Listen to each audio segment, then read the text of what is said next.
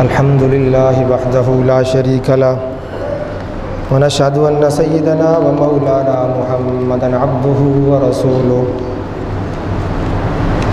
أرسله الله تعالى كافة للناس بشيرا ونذيرا وداعيا إلى الله بإذنه وسراجا منيرا أما بعد فأعوذ بالله من الشيطان الرجيم بسم الله الرحمن الرحيم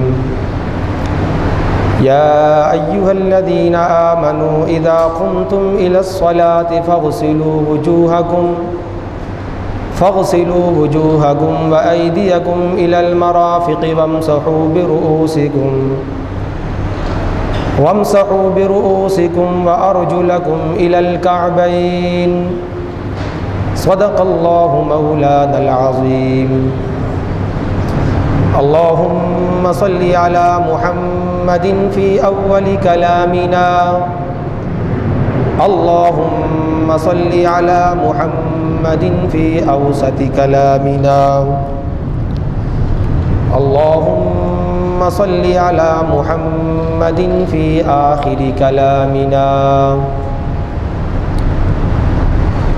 سامعین محترم، واجب الاحترام بزرگوں اور عزیز ساتھیوں، پارہ نمبر 6 سورہ مائدہ کی آیت نمبر 6 کا ایک حصہ آپ کے سامنے تلاوت کیا گیا۔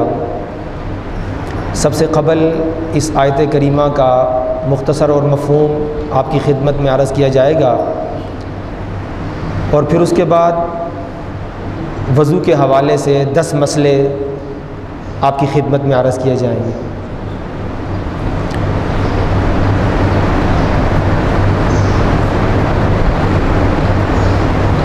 ہمارے ہاں چونکہ عوام میں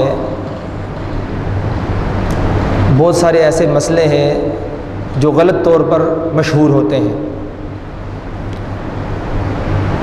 اور عوام ان غلط مسئلوں پر عمل کرتی رہتی ہے، اور اسی طرح بہت سارے ایسے مسائل ہیں جو کہ بنیادی مسائل ہیں، عوام ان مسئلوں سے ناآشنا ہے، جبکہ حدیث میں آتا ہے طلب العلم فریضۃ علی کل مسلم، کہ علم حاصل کرنا ہر مسلمان مرد و زن پر فرض اور ضروری ہے۔ کتنا علم حاصل کرنا؟ اتنا ہی علم حاصل کرنا کہ جس سے حلال حرام، پاکی ناپاکی، جائز ناجائز اور روزمرہ کی زندگی کے جو بنیادی اور ضروری مسائل ہیں، یعنی انسان کی جو 24 گھنٹے کی زندگی ہے اس سے متعلقہ جو ضروری اور اہم مسائل ہیں اور دین کی مبادیات اور بنیادی باتیں ہر مسلمان عاقل بالغ مرد عورت پر فرض اور ضروری ہے۔ عالم بننا، حافظ اور قاری بننا ہر ایک پر فرض ضروری نہیں ہے، لیکن بنیادی علم کا حاصل کرنا اور اسلام کی جو بنیادی معلومات ہیں انہیں سیکھنا، سمجھنا اور پھر عمل کرنا، یہ ہر ایک مسلمان کے لیے ضروری ہے۔ اور چونکہ طہارت اور پاکیزگی یہ عبادات کے لیے ضروری ہے، اور اس سے قبل ہم اس حوالے سے گفتگو کر چکے ہیں، 3 باتیں سامعین کی خدمت میں عرض کی تھیں: طہارت یعنی پاکی، نظافت یعنی صفائی، اور جمال یعنی خوبصورتی۔ ان تینوں باتوں پر سیر حاصل گفتگو ہم نے کر لی تھی۔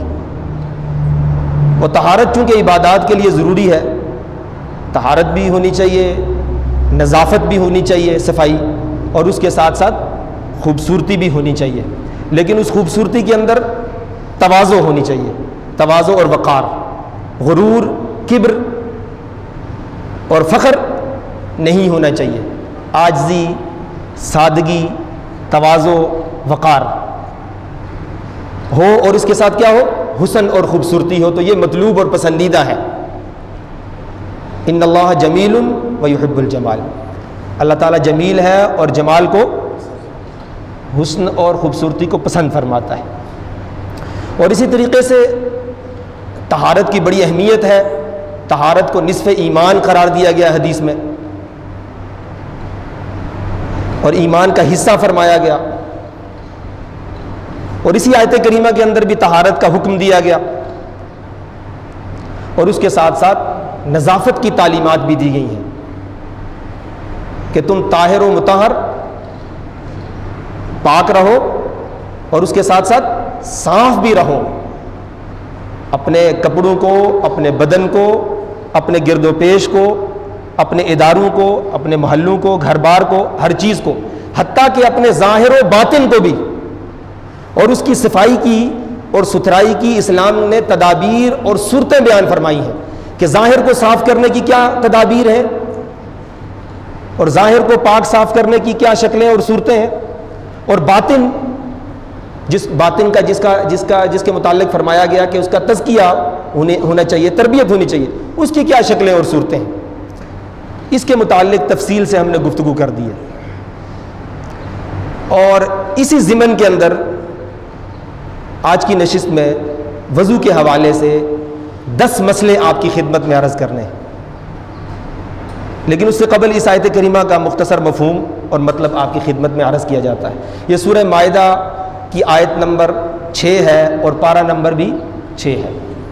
چنانچہ رب ذوالجلال جل مجدہ کا فرمان ذیشان ہے، یا ایھا الذین آمنوا، اے ایمان والو، اذا قمتم الی الصلاۃ، جب تم نماز کے لیے کھڑے ہو. نماز کے لیے کھڑے ہونے کا کیا مطلب؟ یعنی جب تمہارا نماز پڑھنے کا ارادہ ہو، تم جب نماز پڑھنے لگو. اور نماز چونکہ عبادات کے اندر ایک اہم اور بڑی عبادت ہے، اس لیے نماز کا تذکرہ فرمایا. وگرنہ کوئی بھی عبادت ہو تو جب وہ عبادت کرنے کا تمہارا ارادہ ہو تو پھر اس سے قبل تم پاکی حاصل کرو، صفائی حاصل کرو. تو اس آیت کریمہ میں وضو کے متعلق فرمایا، فاغسلوا وجوہکم، تم اپنے چہروں کو دھو لیا کرو، وایدیکم الی المرافق، اور اپنے ہاتھوں کو اپنی کونیوں سمیت دھو لیا کرو، وامسحوا برؤوسکم، اور اپنے سروں کا مسح کر لیا کرو، وارجلکم الی الکعبین، اور اپنے دونوں پاؤں کو ٹخنوں سمیت دھو لیا کرو.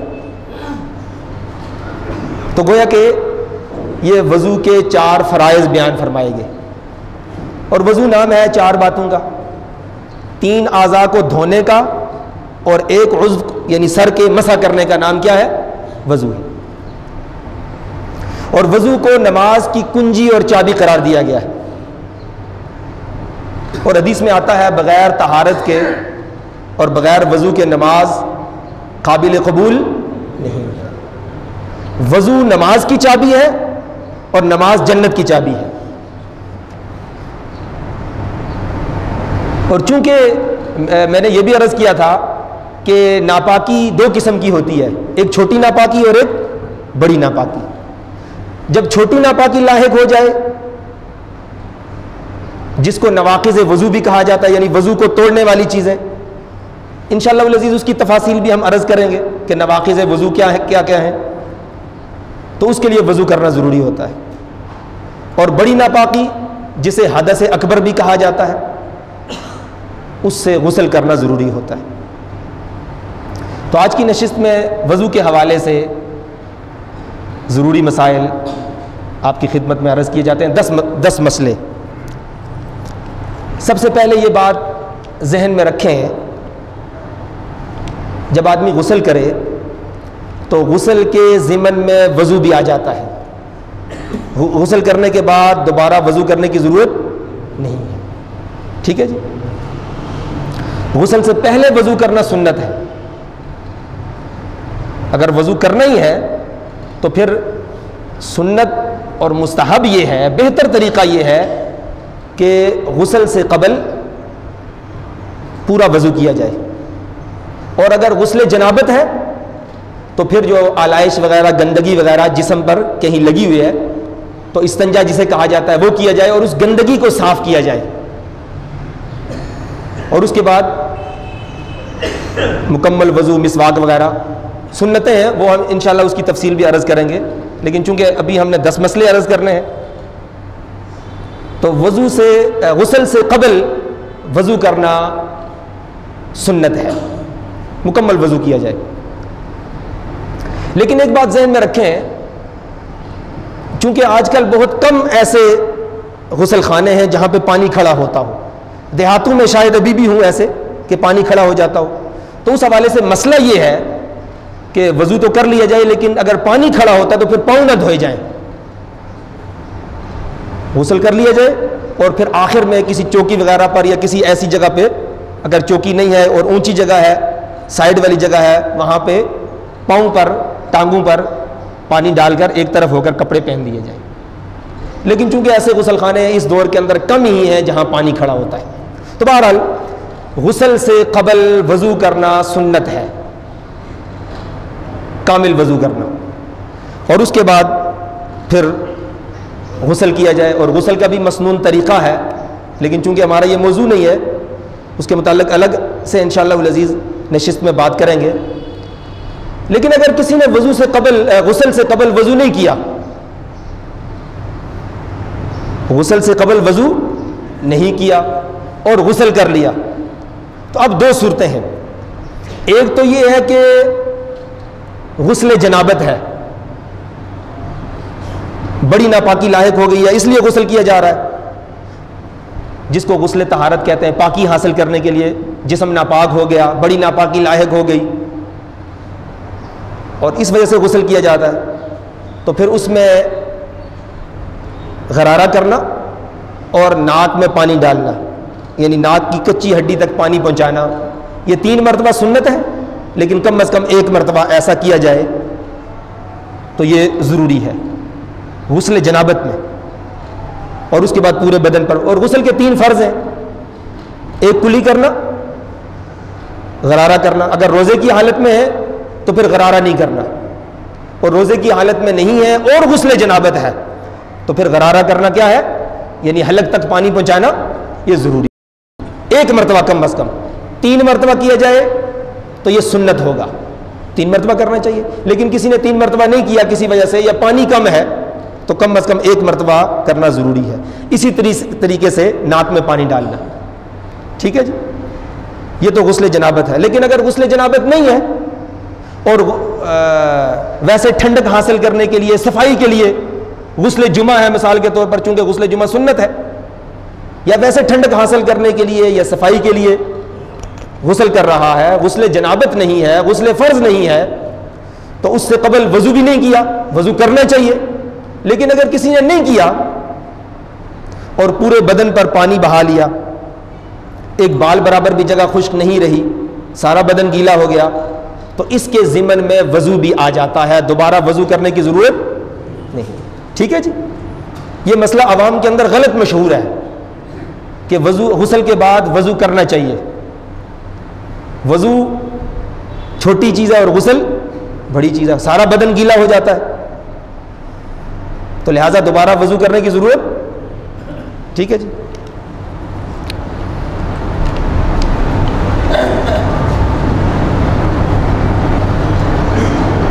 نمبر 2، اعضائے وضو کا 3 مرتبہ دھونا سنت ہے۔ وضو کے جو اعضاء ہیں ان کا 3 مرتبہ دھونا سنت ہے۔ اعضائے وضو کون سے ہیں؟ چہرہ ہے، ہاتھ کونیوں سمیت ہے، اور اسی طریقے سے سر کا مسح ہے اور دونوں پاؤں کا دھونا ہے، یہ اعضائے وضو ہیں۔ تو جو دھونے والے اعضاء ہیں ان کا 3 مرتبہ دھونا کیا ہے؟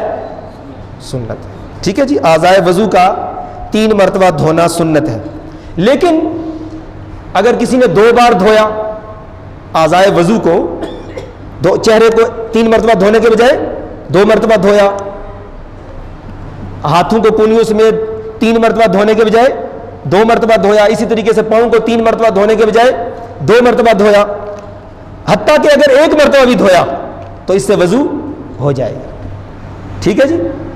3 مرتبہ دھونا اعضائے وضو کا سنت ہے، لیکن اگر کسی نے 2 مرتبہ دھویا اعضائے وضو کو، حتیٰ کہ 1 مرتبہ بھی دھویا تو وضو ہو جائے گا۔ اور اگر کہیں پانی قلیل ہو، پانی کی قلت ہو، پانی کی شارٹیج ہو، تو پھر کتنی مرتبہ دھونا چاہیے؟ پھر حکمت کا تقاضا یہ ہے، بلکہ سنت کا تقاضا بھی یہ ہے. تعلیمات نبویہ اور دینی تعلیمات یہ ہیں کہ اگر پانی کی شارٹیج اور قلت ہو تو پھر ایک ایک مرتبہ ہی دھونا چاہیے. لیکن ہمارے ہاں کیا ہوتا ہے، اللہ تعالیٰ معاف فرمائے، عورتیں جب گھروں کو دھوتی ہیں تو گھروں کے ساتھ ساتھ پورے محلے اور گلی کو دھوتی ہیں. گاڑیاں دھونے والے ساری سڑک کو دھو دیتے ہیں. وضو کرنے والے جب وضو کرتے ہیں تو اگر نیچے پانی کی ایک بالٹی رکھی جائے، ایک آدمی وضو کرتا ہے تو پوری ایک بالٹی بھر جاتی ہے، بلکہ بالٹی سے بھی زیادہ پانی ہو جاتا ہے. جبکہ ایک بالٹی میں کتنے لوٹے آتے ہیں؟ ایک بالٹی میں شاید 10-12 لوٹے آتے ہوں یا زیادہ بھی آتے ہوں. تو 12 لوٹوں سے 12 لوگ وضو کریں گے، اور یہاں پہ کیا ہوتا ہے، 12 لوٹوں کے ساتھ ایک آدمی وضو کرتا ہے. یہ بہت بڑے نقصان کی بلکہ گناہ کی بات ہے. بہرحال اعضائے وضو کا 3 مرتبہ دھونا یہ کامل سنت ہے. اگر کسی نے 2 مرتبہ حتیٰ کہ 1 مرتبہ بھی دھویا تو وضو ہو جائے گا. لیکن اگر 3 مرتبہ سے زیادہ دھویا تو پھر کیا ہوگا؟ ہیں جی؟ ہاں، 3 مرتبہ سے زیادہ دھویا وضو تو بہرحال ہو جائے گا، وضو تو، لیکن یہ کیا ہے، مکروہ ہے اور پانی کا اسراف ہے. ایسا کرنا کیا ہے؟ بولے، مکروہ ہے اور پانی کے سلسلے میں کیا ہے؟ اسراف ہے. ہم لوگ اسراف کس کو سمجھتے ہیں؟ روپے پیسے میں فضول خرچی کرنے کو اسراف کہتے ہیں. نہیں، کوئی بھی بے اعتدالی کی جائے، کوئی کام بھی اعتدال سے ہٹ کر کیا جائے تو وہ کیا ہے؟ اسراف ہے، چاہے روپے پیسے سے ہٹ کر بھی ہو. حتیٰ کہ اس حوالے سے ایک حدیث صحیح ہے. ایک صاحب وضو فرما رہے تھے، صحابی رسول صلی اللہ علیہ وسلم، اور وضو کے دوران پانی زیادہ خرچ کر رہے تھے. تو رسول کریم صلی اللہ علیہ وسلم نے ارشاد فرمایا کہ بھائی فضول خرچی نہ کرو. تو ان صاحب کے علم کے اندر یہ بات تھی کہ شاید پانی میں فضول خرچی نہیں ہوتی ہے، تو اس لیے وہ زیادہ استعمال کر رہے تھے. تو حضور اکرم صلی اللہ علیہ وسلم نے ارشاد فرمایا وَلَوْ كَانَ عَلَى نَهْرٍ جَارٍ. میری طرف توجہ کریں، کسی اور کی طرف نہ دیکھا کریں، آپ میری طرف دیکھیں، ٹھیک ہے جی؟ جب کوئی آئے بیچ میں خلل اندازی واقعہ کرے تو اس کی جانب نہ دیکھا کریں. وَلَوْ كَانَ عَلَى نَهْرٍ جَارٍ، اگرچہ تم جاری نہر کے کنارے پر وضو کر رہے ہو اور پانی زیادہ استعمال کر رہے ہو تو یہ بھی کیا ہے؟ اسراف ہے. اور اسراف کرنا گناہ کبیرہ ہے. اور اسراف کرنے کے متعلق قرآن کریم میں 2 قسم کی آیات آتی ہیں. ایک موقع پہ فرمائے والا تسرفو، اسراف نہ کرو، ان اللہ لا يحب المسرفین، اس لیے کہ اللہ تعالیٰ اسراف کرنے والوں کو پسند نہیں کرتا. تو لہٰذا اسراف نہیں کرنا، ٹھیک ہے جی؟ اسراف نہیں کرنا. اور دوسرے موقع پہ کیا فرمایا؟ ان المبذرین کانوا اخوان الشیاطین، فضول خرچی کرنے والے شیطانوں کے بھائی ہیں. شیطان نہیں فرمایا، شیاطین فرمایا. تو شادی میں، بیاہوں میں، غمی خوشی میں، الو تللو میں کس طریقے سے ہم پیسہ جو ہے نا وہ پانی کی طرح بہاتے ہیں، یہ گناہ کبیرہ ہے. اب چونکہ میرا یہ موضوع نہیں ہے کہ میں اس حوالے سے گفتگو کروں. ایک ہے جائز کاموں میں خرچ کرنا، جائز کاموں میں زیادہ خرچ کرنا، یہ کیا ہے؟ اسراف ہے. اور ناجائز کاموں میں خرچ کرنا، کتنا؟ کیوں جی ناجائز کاموں میں کتنا خرچ کرنا چاہیے؟ ناجائز کاموں میں، ناجائز کاموں میں چاہے 1 روپیہ خرچ کریں چاہے 1 لاکھ روپیہ خرچ کریں، حرام ہے، تبذیر ہے، تبذیر. ایسا کرنے والے شیطانوں کے بھائی ہیں.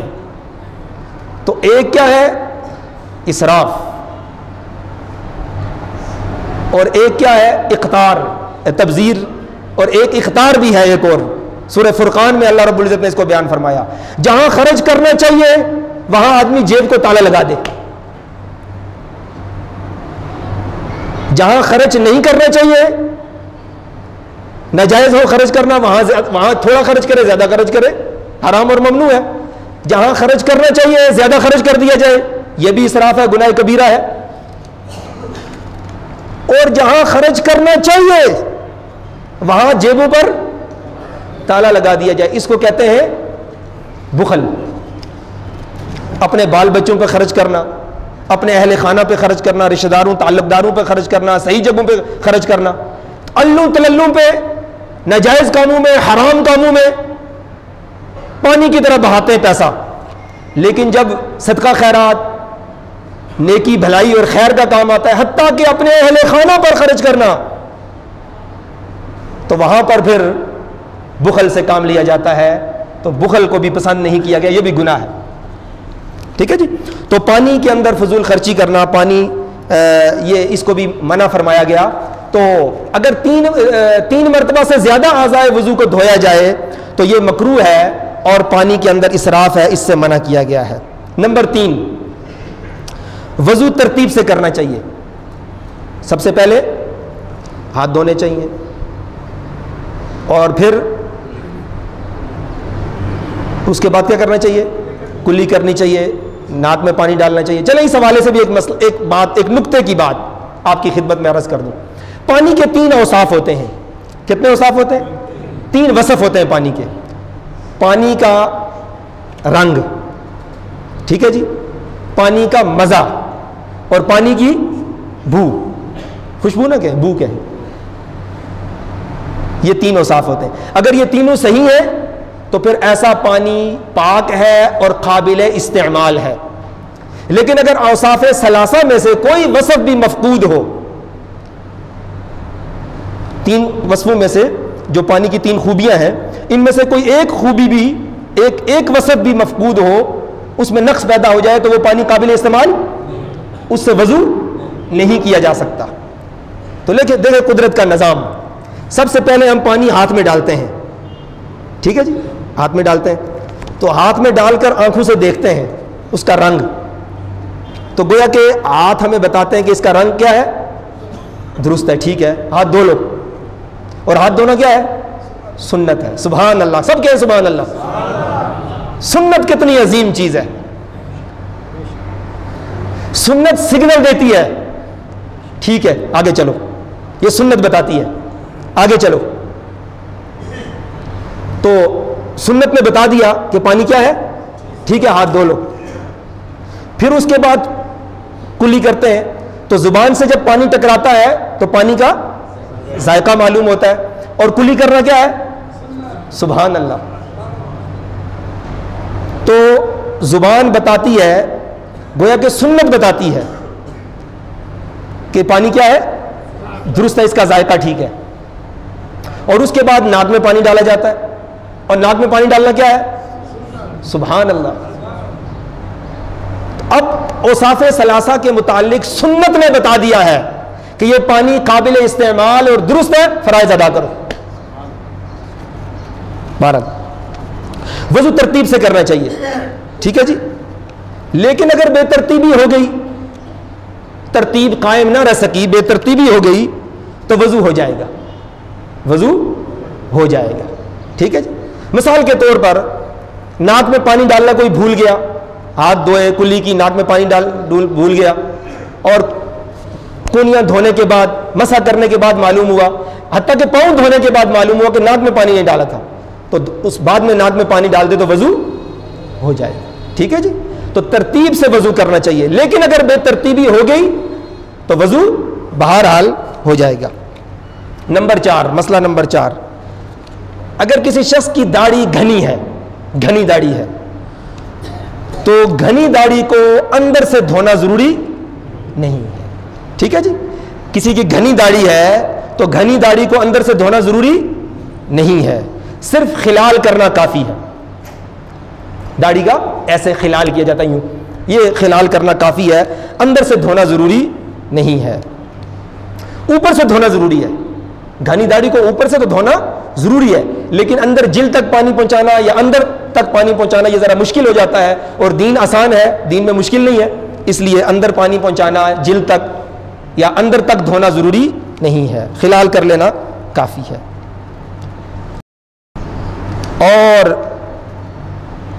داڑھی ایسی ہے کہ وہ گھنی نہیں ہے، جلد اندر سے نظر آتی ہے، چھوٹی داڑھی ہے یا گھنی نہیں ہے، جلد اندر سے. یہ انڈونیشیا ملیشیا وغیرہ.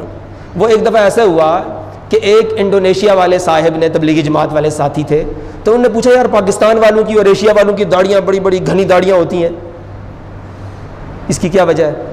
اور آپ لوگوں کی داڑیاں جو ہے وہ بالکل چھوٹی چھوٹی ہوتی ہیں. تو انہوں نے پوچھا، تو ہمارے بڑے بھائی ہیں وہ ایک تبلیغی سفر پہ گئے ہوئے تھے، تو ایک لطیفہ ہے. انہوں نے کہا اصل میں آپ لوگ کھاتے مچھلی، اور مچھلی کے اوپر بال نہیں ہوتے، ہم لوگ کھاتے ہیں بکرے اور بکروں پہ کیا ہوتے ہیں، اس لیے ہماری داڑیاں بھی. اور یاد رکھیں داڑھی یہ مردانگی کی علامت ہے. داڑھی کیا ہے؟ مردانگی کی علامت ہے. مرد کی زینت بھی ہے اور مردانگی کی علامت. میں اس کی تفصیل میں نہیں جانا چاہتا، یہ مردانگی کی علامت ہے داڑھی. بہرحال تو داڑھی اگر ہلکی ہو، جلد اندر سے نظر آتی ہو، چھوٹی ہو، تو پھر اس کو دھونا ضروری ہے، فرض ہے. ٹھیک ہے، اس کو دھونا ضروری اور فرض ہے، اندر تک پانی پہنچانا ضروری ہے. مسئلہ نمبر 5، پہلے وضو سے نماز پڑھے بغیر دوبارہ وضو کرنا مکروہ ہے. ایک آدمی نے وضو کیا اور اس وضو سے ابھی نماز ہی نہیں پڑھی، وضو ہے اور اس وضو سے نماز وغیرہ نہیں پڑھی اور دوبارہ وضو کرتا ہے، تو ایسا کرنا کیا ہے؟ مکروہ ہے. مسئلہ سمجھ میں آ گیا؟ ایک آدمی نے وضو کیا نماز کے لیے اور ابھی اس وضو سے کوئی نماز ہے اور وضو بھی اس کا ہے ٹوٹا اور دوبارہ وضو کر رہا ہے، تو ایسا کرنا کیا ہے؟ مکروہ ہے، ناپسندیدہ. مثال کے طور پر کوئی شخص پاک ہے اور وہ صرف نہاتا ہے ٹھنڈک حاصل کرنے کے لیے، صفائی کے لیے نہاتا ہے اور پورے بدن کو تر کرتا ہے، تو اس کا وضو بھی ہو گیا اس ضمن میں، جیسا کہ میں پہلے بتا چکا ہوں، اس ضمن میں اس کا وضو بھی ہو گیا. جب اس غسل یا وضو سے کم از کم 2 رکعت نماز نہ پڑھ لی ہو تو دوبارہ وضو کرنا کیا ہے؟ مکروہ. ٹھیک ہے، دوبارہ وضو کرنا مکروہ ہے. مسئلہ نمبر 6، یہ جو مشہور ہے عوام کے اندر، میں نے عرض کیا تھا کہ عوام میں بہت سارے غلط مسئلے مشہور ہیں کہ برہنہ ہونے سے وضو ٹوٹ جاتا ہے، ننگا ہونے سے، برہنہ ہونے سے وضو ٹوٹ جاتا ہے، یا برہنہ ہونے کی حالت میں وضو نہیں ہوتا. برہنہ ہونے سے وضو ٹوٹ جاتا ہے یا برہنہ ننگا ہونے کی حالت میں وضو نہیں ہوتا. تو یہ غلط ہے، یہ مسئلہ لوگوں میں غلط مشہور ہے، یہ محض غلط بات ہے، ایسی بات نہیں ہے. ٹھیک ہے جی، اگر کوئی وضو ہے کسی کا اور برہنہ ہو گیا تو اس سے اس کا وضو، یا جو ہے وہ برہنہ حالت کے اندر وضو کیا تو وضو ہو جاتا ہے.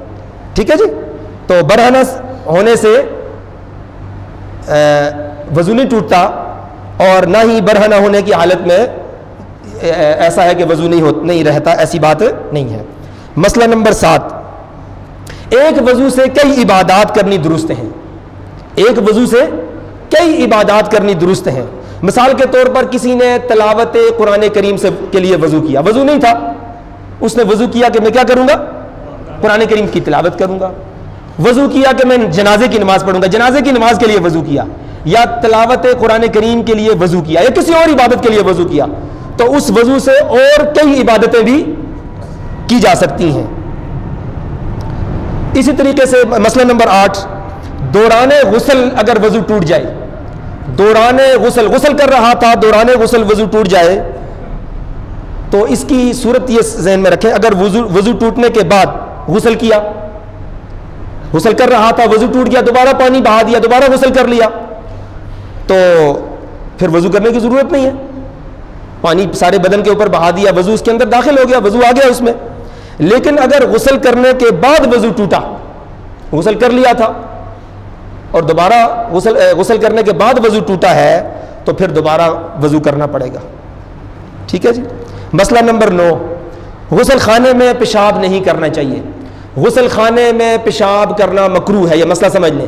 غسل خانے میں پیشاب کرنا مکروہ ہے اور اس سے وسوسے کی بیماری لگتی ہے. وساوس کی جو بیماریاں لگتی ہیں نا، اس کی ایک وجہ کیا ہوتی ہے؟ غسل خانے میں پیشاب کرنا. تو لہٰذا غسل خانے میں پیشاب نہیں کرنا چاہیے، غسل خانے میں پیشاب کرنا مکروہ ہے، اس سے وسوسے کی بیماری ہو جاتی ہے۔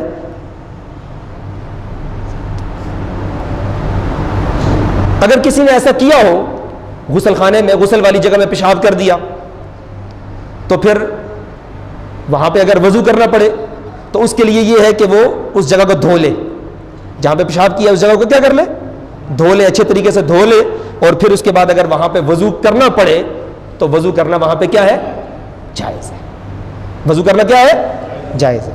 مسئلہ نمبر 10، افضل یہ ہے کہ بیٹھ کر وضو کیا جائے، قبلہ رخ ہو کر بیٹھ کر وضو کیا جائے، یہ افضل بات ہے، سنت ہے، مستحب ہے۔